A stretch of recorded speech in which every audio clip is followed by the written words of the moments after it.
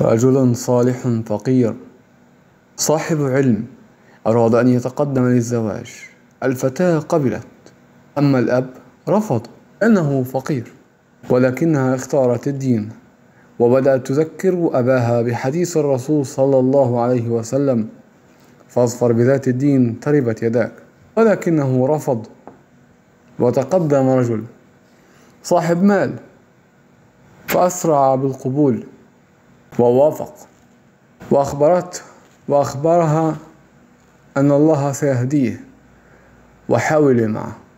وكان رجلا سكيرا يفعل الفاحشة ويغيب عنها أيام وأشهر، وكانت تنصحه حتى تلتقي به في المستشفى، وعليه علامات الحسرة والندم، وطلقها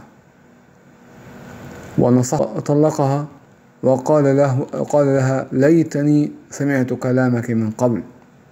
وأما الأب مظلوم مما فعله، وقرر أن لا يزوج بناته بالأخريات إلا لأصحاب الدين.